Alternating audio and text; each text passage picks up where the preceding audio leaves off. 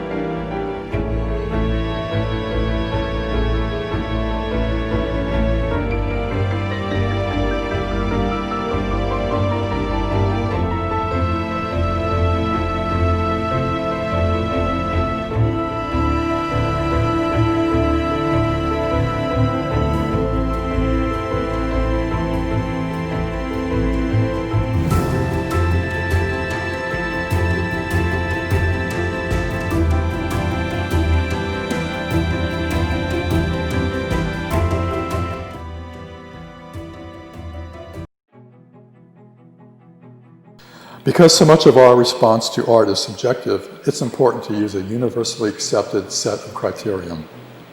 Originality in composition and design.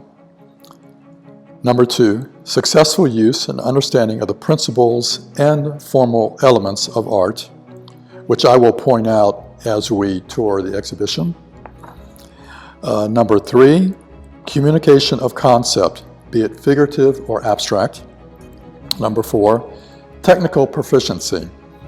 Sometimes we place originality and inspiration over technical means, as in artists such as Van Gogh, Cézanne. An outstanding work of art possesses some of all of these qualities. I approached this exhibition with the attitude of appreciation and discovery. Yellow Continuum by Rebecca Alston receives Best of Show. This is from her Urban Art series, and in her words, seemingly random lines create definite forms and spaces. This piece, with its striking rhythmic movement that seems to be in a state of flux, functions on several levels. The spatial dynamic is generated by the contrast of yellow and blue, which produce a complementary counterpoint, finally unified by a few strategically placed notes of cyan. Congratulations, Rebecca. Tales of the Goddess. This prize winner by Barbara Ann Carver Hunt has a very interesting chromatic space that is animated by the actors whose gestures evoke a narrative of, I call it, naive mysticism. The dialogue of the protagonists create a tension with the formal aspects of this well thought out design, with its interesting references to the golden section and in its division of the format. Congratulations, Barbara Ann Hunt. This next piece, entitled Wilhelmina by Michelle Smith, is a portrait of the founder of the National Museum of Women in the Arts, Washington, D.C. Smith's mastery of the human form is evident in this outstanding portrait bust, Wilhelmina. The portrayal of qualities of dignity, wisdom, with her serene expression, produces a feeling of looking back at life. The interesting rhythmic shapes of the hair and patterns of the blouse frame her features, which, though detailed, are not overstated. Congratulations, Michelle Smith, for this beautiful piece. This next piece, entitled New Miss James Meredith by photographer Susie Altman, is a beautiful photo of James Meredith, an American civil rights activist and writer, who was the first African American to be accepted at the University of Mississippi in 1967. The noble quality of this great man is strengthened by the underlying diagonal design, which give weight and focus to the subject. A superb photo where the literal and abstract form a perfect union. Congratulations, Susie Altman, for this beautiful piece. The next prize winner is The Lavender Gatherer by Sandra Hillette. Acrylic on canvas. Her original style is illustrated by the rich surface treatment with the gold leaf background, superimposed muted grays, and exaggerated proportions, as in the hand. All this animated by an expressive design. She calls her art eclectic, and her preference for the human figure is obvious. Her approach is a combination of mark making and painting to activate the surface, as is so well demonstrated here in this beautiful piece. Congratulations, Sandra. Final prize winner, entitled Shelter Chatter Sojourn by photographer Gretchen Hain, which is a digital pigment print photo assemblage. This distinguished photographer presents us with a triptych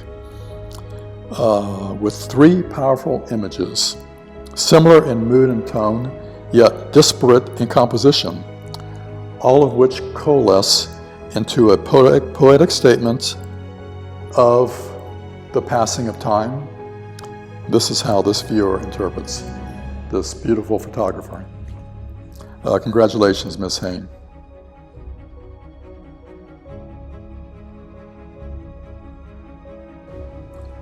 These next 3 paintings are distinguished by their use of medium. Oil and cold wax medium on panel, acrylic and mixed media on paper, titles, kitchen garden, pineapple, sunset, and heartstrings.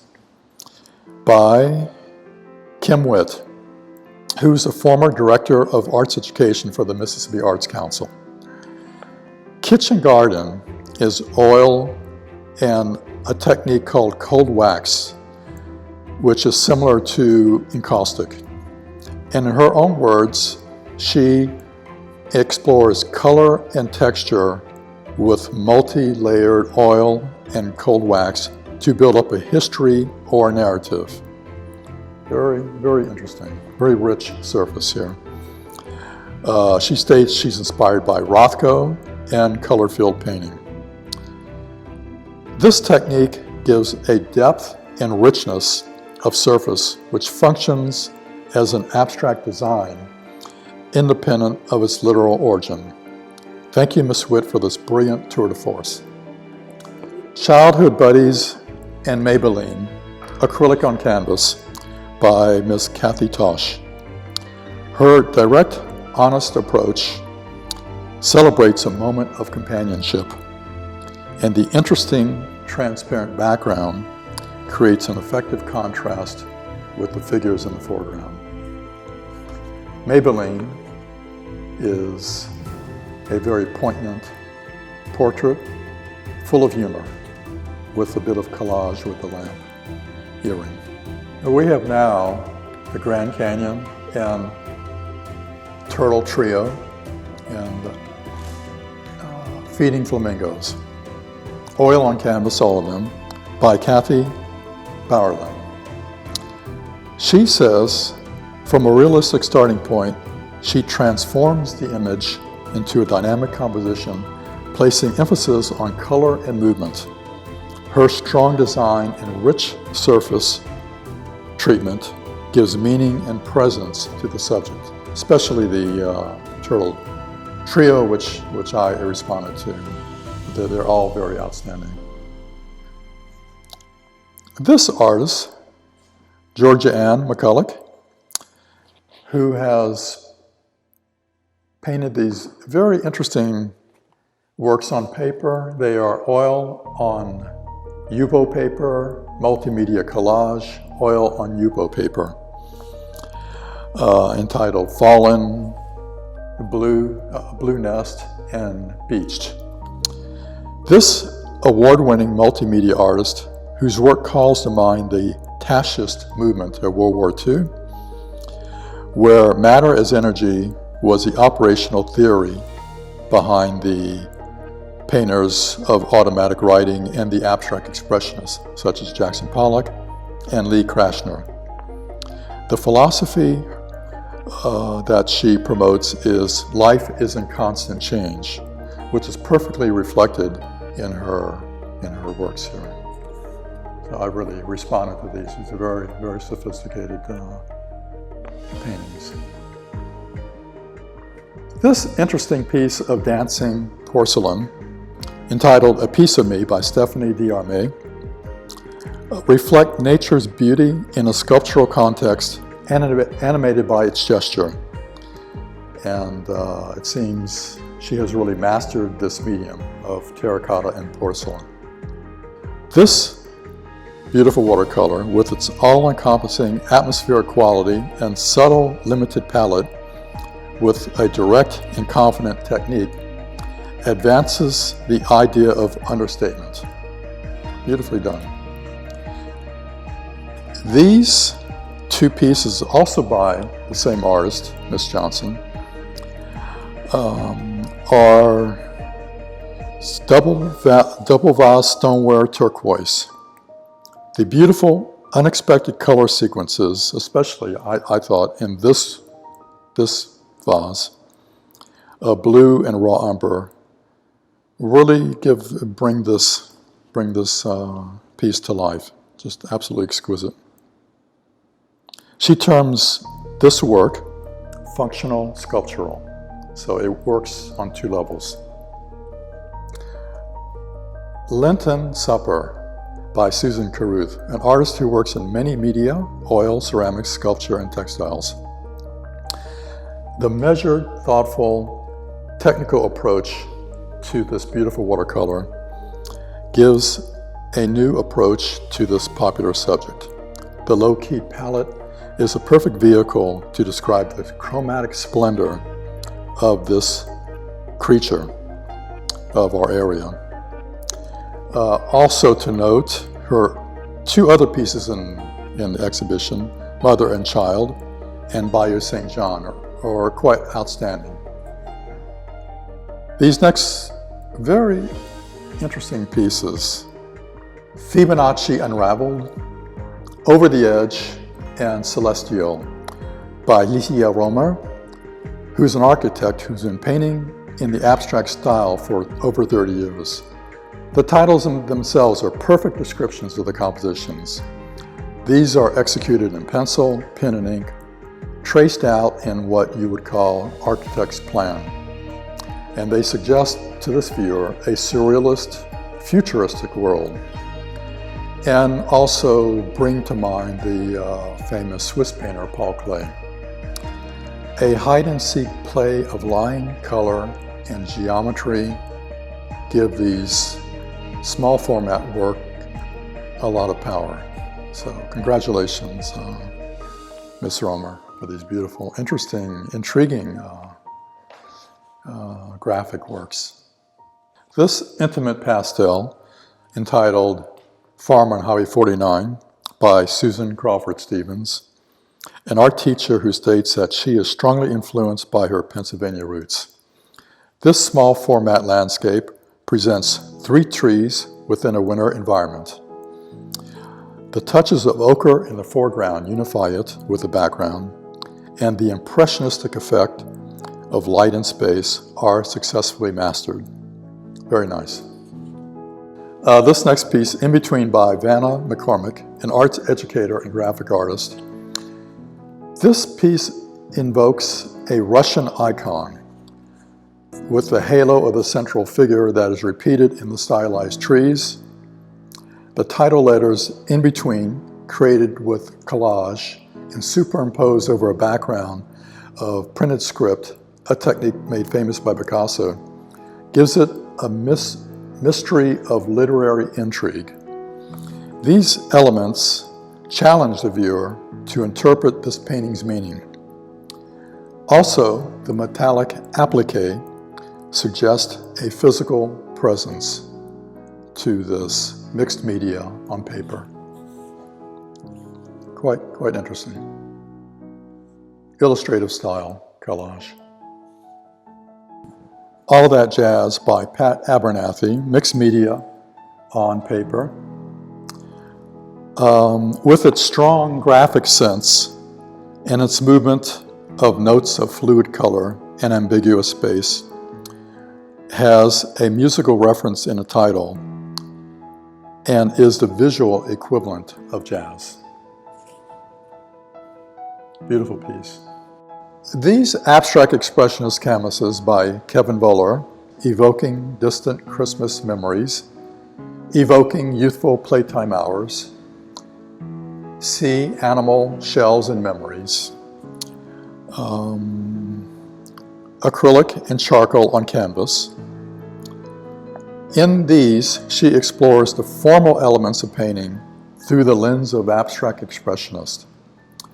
And the investigation of the subconscious gives voice to these harmonious canvases, calling to mind the work of Joan Mitchell. These three pieces, What Lies Beneath, number 1, Pearl Grace, and What Lies Beneath, number 2, are digital pigment print from Color Field Negative. This piece in particular, with its stunning depth of field, almost has a daguerreotype quality with its effect of creased paper going horizontally across the surface. What Lies Beneath, number 2, has this beautiful abstract quality that painters will respond to. And it appears to be peeling paint on a wall, but it really operates and functions in an abstract sense with texture and surface tension and division and composition. These are all by a photographer and art educator, Brittany Davis, and they're absolutely splendid photographs. This beautiful piece, Thin Red Lines by artist Karen Arzametti, a fiber artist who uses line and color in a primitive folk-style manner that sometimes borders on non-objective abstraction. Her beautiful pieces evoke color field painters such as Agnes Martin and Helen Frankenthaler. I, for one, have really responded to her use of color and design. Absolutely interesting. Beautiful. These next three pieces by artist Julie Graber, Tower of Babel, Tower of Pisa, and Eiffel Tower, have a very interesting technique where she printed the image and also stitched them on a fabric. These historic landmarks are immersed in the warp and the woof of the canvas and create a sort of relief by the way the light catches the texture of the canvas. Very interesting pieces. These three works, entitled A Game, A Dance, This Good Dog, and Familiar, by artist Ellen Langford, technique acrylic on birch, create a sophisticated dialogue and embrace the idea of storytelling. Her gifts as an artist and her knowledge of the elements of composition and picture making bring this illustrational style to a level of fine art. These next small plein air paintings by artist Grace Buchanan, this one in the upper left, entitled Girls Just Want to Have Fun, they make us want to see your take on Time After Time. A very accomplished representational artist who states her case with the use of a solid composition and plein air color and atmosphere. Very beautiful. Flower Explosion, acrylic on canvas, by Virginia Branch. A dynamic play of complementary color notes with a coherence of surface tension that expresses the joy that this artist derives from the subject. The direct approach brings a unique focus to a familiar motif. And finally, we have a work entitled Persist by Cynthia Balba. This award-winning artist and art instructor manifests her affinity for the figure in this interesting painting, full of psychological tension. The artist delights in the actual physicality of paint and the framed composition, which emphasizes the downward glance of the central figure that serves to heighten the emotion of the statement. This impressive group of outstanding artists represent the outstanding level of artistic achievement in Mississippi exhibiting this year at the Mary C. as members of the National Museum of Women in the Arts. From the lyrical abstractions of Rebecca Alston, the photojournalist approach of Susie Altman, Gretchen Haynes' mastery of this photographic medium, Karen Arzimetti's brilliant textile art, to the magnificent sculpture of Michelle Smith. Thank you for your dedication and genius and for sharing your vision and inspiration.